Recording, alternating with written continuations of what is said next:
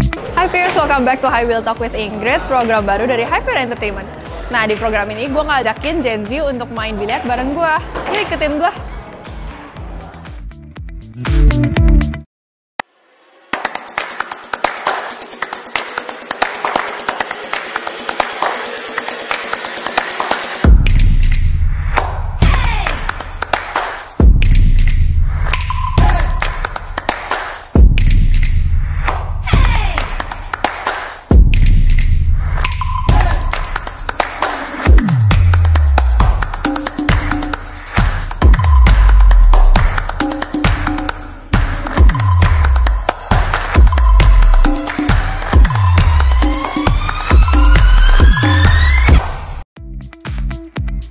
Halo guys, hari ini gue kedatangan tamu yang spesial banget nih, dokter Gen Z kita, Gwen. Hai.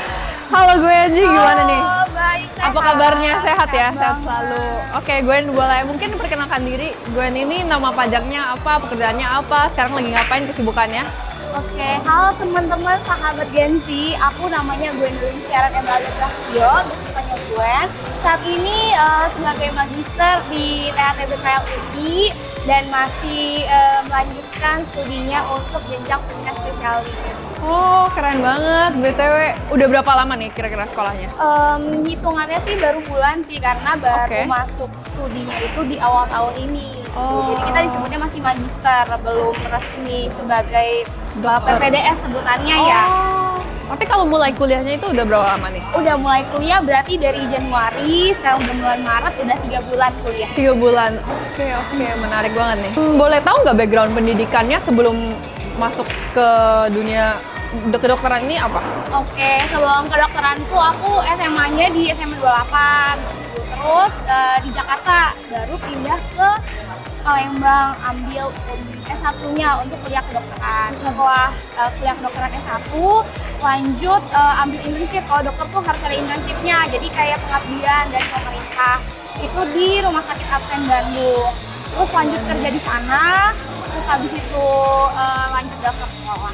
Oh, menarik banget. BTW kita sambil main biliar boleh kali ya? Boleh, boleh. Dokter udah pernah main biliar belum? Ini aku Nggak panggil pernah. dokter apa Gwen? Panggil nama aja nggak apa-apa. Nama aja ya.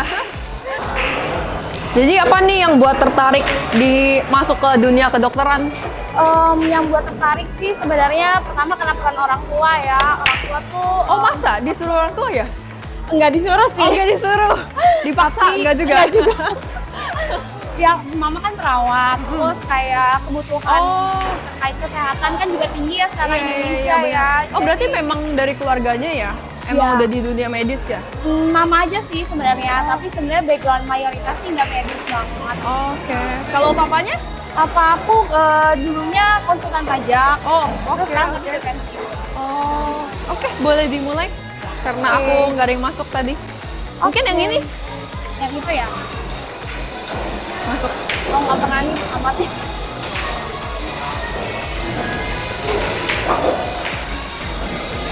Kalau ini sticknya ini harus deketin ke bolanya. Oke. Jadi kamu deketin kayak gini. Nah, tapi kan ini masuknya di sini titiknya. Jadi Iya. kamu masuk di sini. Iya benar. Tapi stick ini ujung ini sama bola ini nggak boleh terlalu jauh. Iya benar, mantap. Nah ini agak susah ya. Iya. Tapi bisa, pasti bisa.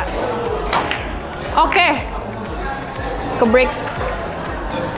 Aku ya.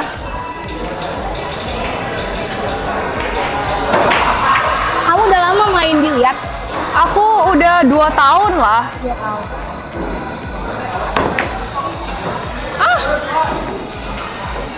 Oke. Bisa masuk 9 kayaknya. Mungkin mau dicoba.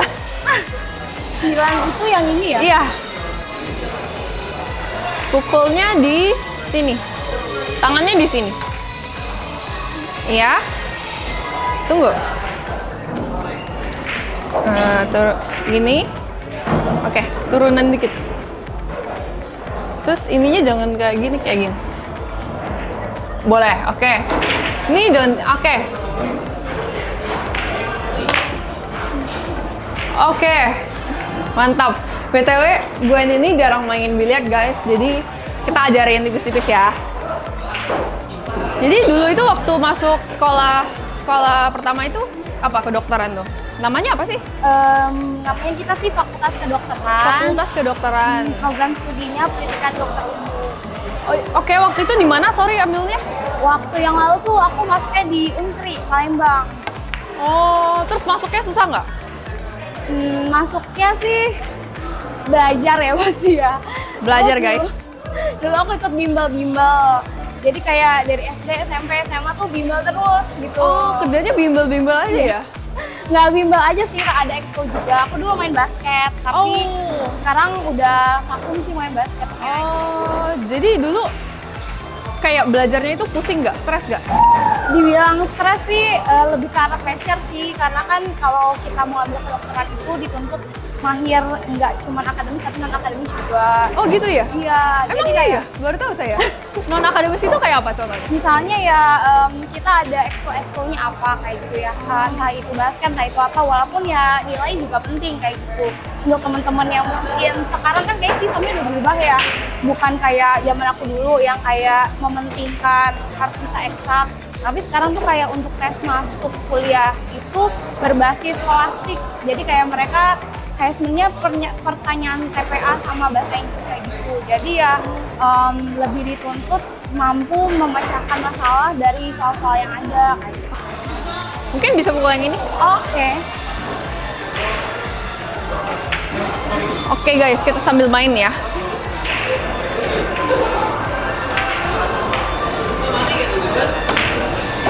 Dikit lagi masuk. Sayang sekali pemirsa. Sekali. Gantian aku ya. Iya. Dulu kamu kuliah di mana? Dulu aku kuliah di Malaysia. Oh, oke. Ambil jurusan fashion. Oh, oke. Aneh ya? Menarik sih. Nah itu juga karena papaku tuh desainer. Oh. Jadi kayaknya pengaruh orang tua ini lumayan ya. Bener Kita banget. jadi ngikutin gitu ya. Berarti kamu dulu di sekolah tuh subjek favorite-nya tuh biologi? Iya, IPA. Oh IPA ya? Iya. Kalau aku kan sekolahnya SMA tuh di sekolah negeri. Jadi Ah. kita IPA sama IPS. IPS. Papaku. Menarik. Kalau sekarang kamu lagi apa nih? Kan udah lulus, berarti udah lulus sekolah kedokterannya ya? Mm-mm. Terus sekarang lagi ada belajar lagi spesialis atau apa? Iya, sekarang jadi statusnya kan magister. Cuman memang Magister itu apa BTW? Maaf banget. kenapa? Magister itu apa ya? Magister itu kalau misalnya secara umum sih orang ambil S2 dibilangnya lagi magister ya, kayak gitu. Cuman memang sistem pendidikan di UI itu sendiri untuk semester 1 program pendidikan dokter spesialis itu disebutnya magister karena kita belum nyentuh nih sama ranah terkait departemen yang kita mau pelajari kayak gitu. Misalnya kayak aku kan ambil THT, Iya. jadi sebenarnya tuh terlibat di departemen THT sendiri itu baru semester 2. Semester 1 tuh kita belajar tentang kayak dasar penelitian, cara nulis gimana, filsafatnya gimana, cara baca jurnal gimana, cara buat penelitian kayak apa, itu kita pelajarin semua di semester 1 ini kayak gitu. Jadi diharapkan nanti pas kita lanjut di departemen semester 2 sampai selesai Udah bisa membuat bisa, gitu ya? bener. Nanti kan kita ada tuntutan tuh kayak buat tesisnya gitu, buat makalah. Terus kita juga dituntut harus bisa baca jurnal karena terapi-terapi itu kan banyak tuh penelitian-penelitian evidence base, jadi kita diharapkan bisa membaca jurnal-jurnal dengan baik kayak gitu. Oh, kenapa kamu milihnya spesialisnya THT BTW? Apa kamu tertarik? Kenapa nih? THT soalnya aku dari masa kuliah, yang bagian klinis kan kuliah kita ada yang preklinis sama yang klinis ya.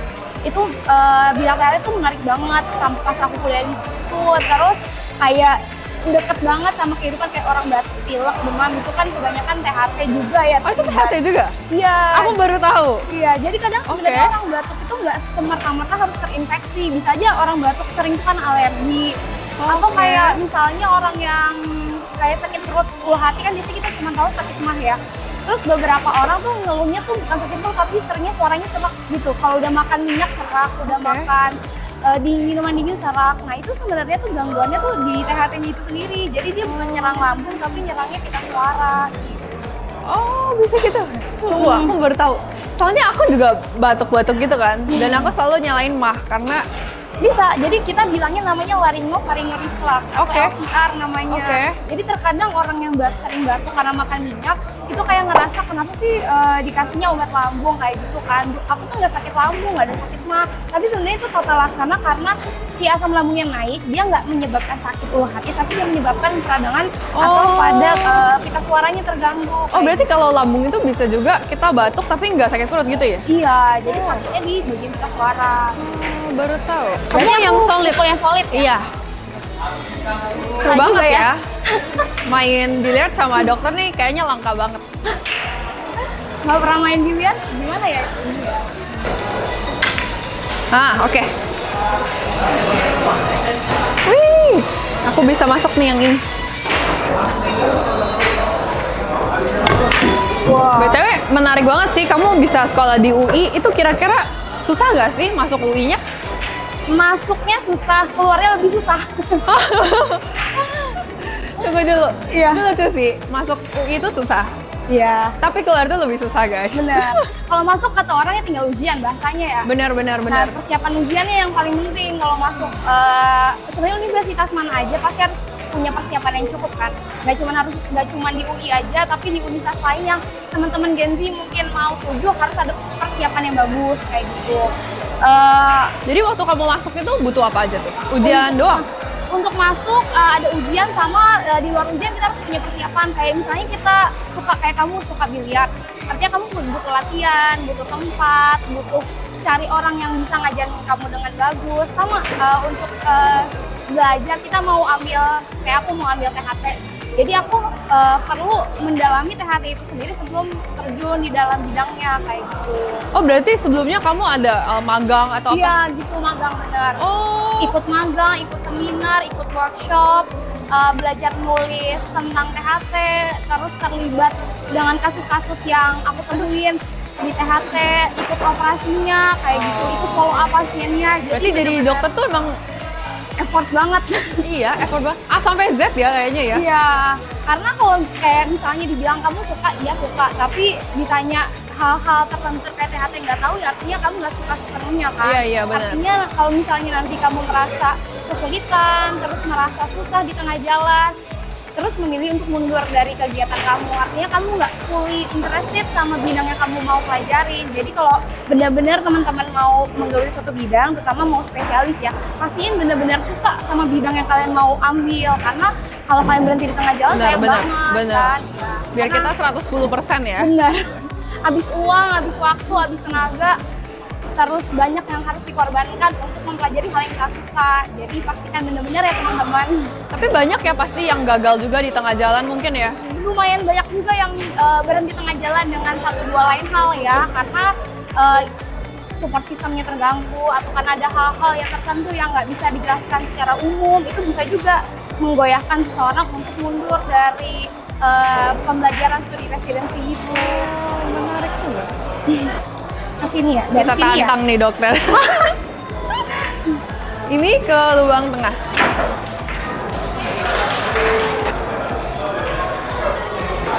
Nggak keset ya. Keset ya? Oke, mantap. Wih, masuk juga. Masuk. Jago banget nih. Cepet belajar dia ini. Yang ini mungkin maunya mana? 7, 5 atau yang ini? Kayaknya nggak. Semuanya akan bisa ada. masuk. Oh iya, Bisa. aku coba yang itu Oke, aja ya. boleh.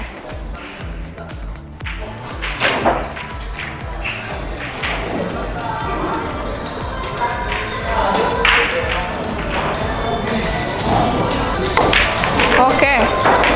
Oke. Gantian aku, guys.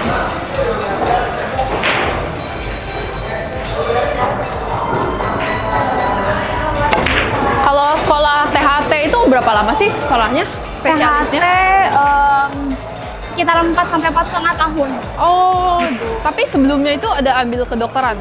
Kedokterannya itu berapa lama? Kedokterannya itu Fakultas sendiri, kalau aku karena di negeri, sebenarnya setiap universitas itu bisa beda tergantung pace kita sebagai mahasiswa ya. dan tergantung juga waktu yang diberikan sama universitas kayak gitu. Kalau aku kemarin karena termasuk lulusan tercepat juga, artinya sesuai dengan modul yang dikasih ya, itu untuk S1 itu 3,5 tahun. Oke, 3,5 tahun. Ditambah kita ada kayak klinisnya, atau kita dibilangnya koas gitu ya, Koas. itu kurang lebih hampir 2 tahun. Terus baru internship kurang lebih 9 bulan. Pas zaman aku zaman COVID ya. Oke, Kalau oke. sebelum COVID itu 1 tahun internshipnya. Oke. Gitu. Jadi kurang lebih dari masuk sampai selesai banget itu aku masuk 2014. Selesai banget tuh 2020, jadi 6 sampai 7 tahun. 6 sampai 7 tahun itu baru dokter general. Baru jadilah dokter umum ya. Oh my god. Berarti sekolahnya lama ya? Lumayan lama. Wah gila, itu sih berjuang dari SMP, SMA, kuliah juga Kuliah juga belum selesai. Itu masih jauh ya? Iya. Gila. Udah jadi dokter semuanya juga mau ambil spesialis, jadi lanjut sekolah lagi. Artinya kan habisnya kalau bener-bener jadi dokter spesialis tuh 10 tahun lebih ya. Oh, oke, menarik. Oke, sekarang aku ya yang pukul. BTW selama kamu di dunia kedokteran ini, ada nggak hal-hal yang menarik? Apakah waktu intern atau waktu sekolah gitu? Yang menarik banyak sih sebenarnya kasus-kasusnya ya. Nah, masuk. Apa tuh? Eh, Aku pernah dengar banyak hal menarik juga sih, kayak tentang dunia kedokteran. Kayak waktu intern, pasiennya gimana-gimana, itu banyak banget ya ceritanya. Iya sih benar. Coba satu yang paling berkesan. Sebenarnya apa ya, kalau aku sih lebih berkesan karena di tempat aku kerja itu, jadi aku bisa kerja sambil magang juga. Oh. Gitu. Karena nggak umum orang yang bisa mendapatkan privilege atau mendapat kesempatan kayak gitu ya. Jadi aku banyak menghabiskan waktu di rumah sakit. Jadi benar-benar Oke. habis kerja terus habis itu magang, atau kadang magang dulu baru kerja.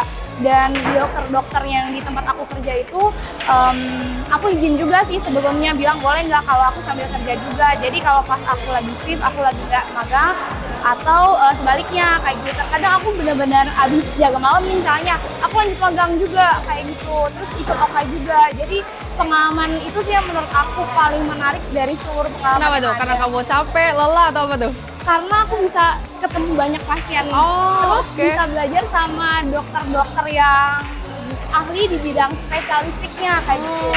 Karena tempat aku tuh di Bandung tuh rumah sakit Kobe, terus banyak juga kayak ada prof di tempat aku yang spesialis THT tapi khusus bedah rekonstruksi kayak gitu, misalnya Prof Taufik, dokter Sinta.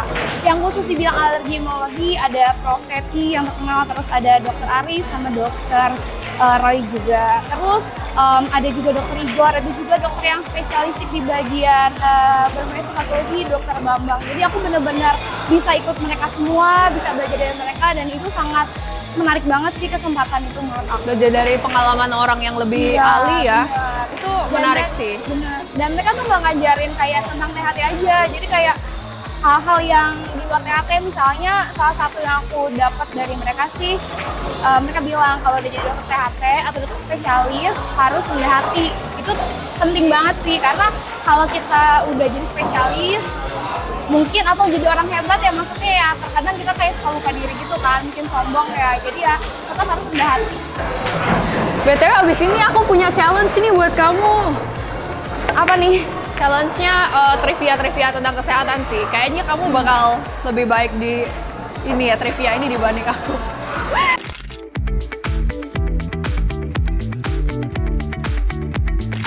Nah ini nih challenge-nya, mitos atau fakta seputar kesehatan dan penyakit. Oke. Oke. Mestinya kamu lebih ahli ya. Jadi kayak aku punya 5 pertanyaan trivia. Kalau kamu bisa masukin atau aku masukin, nanti kita tanya each other. Oke. Kamu mau mulai dulu mungkin? Boleh putihnya, boleh taruh mana aja. Boleh taruh mana aja. Tapi masuk ke lubang ini. Jadi dari satu. Kira-kira bisa nggak ya?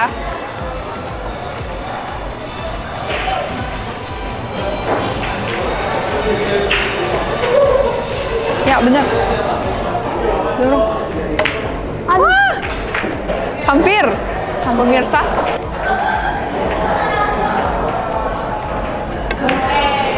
Ih, masuk. Pertanyaan pertama. Tidur dengan rambut basah menyebabkan flu. Mitos atau fakta? Mitos atau fakta ya? Dokter loh yang jawab ini. Mitos sebenarnya sih ya. Kenapa? Oke. Karena kalau tidur rambut basah tuh, kalau flu tuh faktornya banyak. Bisa alergi, bisa non alergi, bisa infeksi non infeksi kayak gitu ya. Tapi ya kalau misalnya ketahanan tubuh kita rendah, bisa kena flu ya bisa aja kayak gitu. Oke, ini kamu. Aduh, Gak apa, nggak. sudah keren. Lagi ya. Oke. Pertanyaan kedua. Mitos atau fakta? Panas dalam tidak ada dalam keistilahan dokter. Bener gak? Iya benar. Kita Bener biasanya, tapi orang kan suka bilang, aduh aku panas dalam nih Iya. dok. Biasanya dia ngerasa kayak radang tenggorokan kayak gitu. Oh. Kayak orang-orang mau sakit, greges kayak gitu bahasa masyarakatnya kayak. Gitu. Berarti kalau kita ke dokter, dokternya tuh nggak mungkin diagnosa kamu panas dalam gitu, enggak ya? Enggak. Oh. Nih, ya. Oke. Masuk. Ah, Dia menolak masuk. menolak masuk. Aku ya. Oke, pertanyaan ketiga. Seru juga sih aku yang nanya terus. Coklat menyebabkan jerawat. Nah, aku juga sering denger nih sama dokter kulit aku katanya nggak boleh makan Banyak sebenarnya coklat. kacang ya atau coklat. Kacang. Sebenarnya balik lagi sih orangnya alergi atau enggak.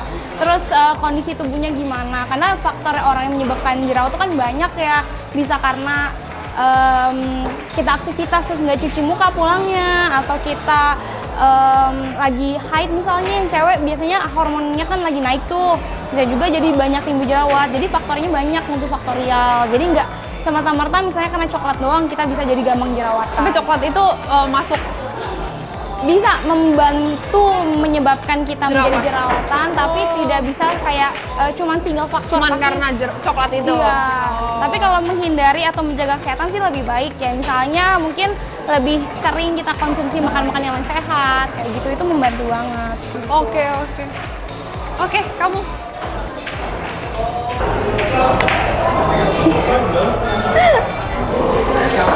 Gak bisa jawab deh.